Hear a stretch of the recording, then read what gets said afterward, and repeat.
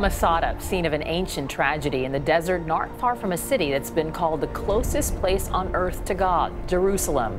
A new film takes you deep inside the holy city in giant screen IMAX 3D. Here's a clip. At the crossroads of history, forged by centuries of conflict, is a place once believed to be the center of the world. Jerusalem. Joining us is one of the film's producers, Taryn Davis. Taryn, good morning, and thanks for being here. Good morning. I watched it last night. It's breathtaking. I mean, there are some truly beautiful shots of the city, and I understood why it took you guys 5 years to make it.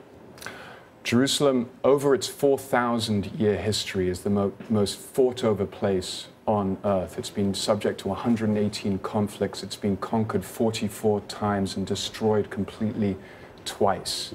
Wow. But yet, to this day, it is sacred to over half the world's population. It's epic just that you were able to make this film, because there's a no-fly zone over Jerusalem, isn't it? Isn't there? So how did you make this happen? Well, there is. In fact, I don't think IMAX footage has ever been shot of the ancient city or of the Holy Land. So this is really a first. These images that you see have never been filmed before. And in fact, when we had our script, which we showed to the experts, they sort of laughed at us and said, well, you're never going to be able to get half of what it is that you're asking for. And over the course of 1 million cups of tea and about 3 years, we met with every single authority that you can possibly imagine meeting, from the Israeli government, the military, the Air Force, the governor of East Jerusalem, the religious affairs in Jordan, to name just a few of the organizations we had to meet. In creating the movie, you obviously chose 3 young women, a Jewish woman, a Christian woman, and a Muslim woman, and you follow them on their journey and how Jerusalem affects them independently. When I watched the film, I thought, how did they cast these 3 girls?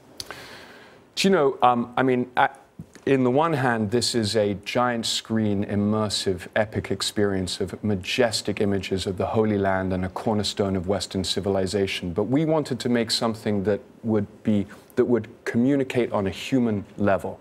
And so we set out to find 3 young, people from Jerusalem who could tell the human story of what it's like to live in this city and what this city means to them from the Jewish perspective, the Christian, and the Muslim perspective. Who live, we should say, I think, in the same city, but in different worlds, in effect, don't they? Well, that's right. They look similar. They're equally intelligent. They have roots that go back for hundreds of years.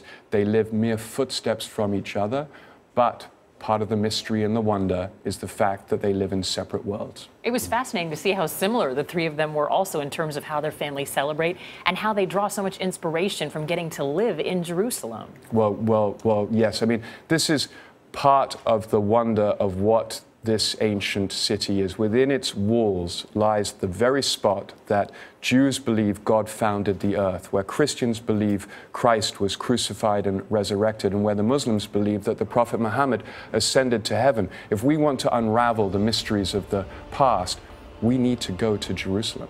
After having all those cups of tea and talking to all those people, did filming go smoothly, or did it nearly collapse a number of times? Do you know, every day was a new problem, and one that you never knew that you would get over.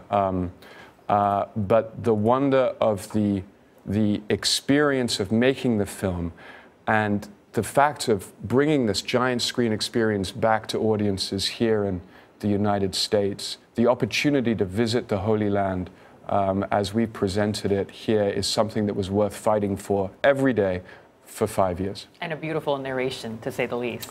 Benedict Cumberbatch. I have to admit, I mean, I'm really embarrassed, but unlike all of your audience, I didn't know who Benedict was at the beginning of this project, but he's done such a good job. And do you know what he said? He turned to us during the recording, and he said, "Why didn't anyone teach me about this stuff when I was at school?" Well, Taryn Davis, it is a beautiful, beautiful film. Thank you so much for joining us. Thank you.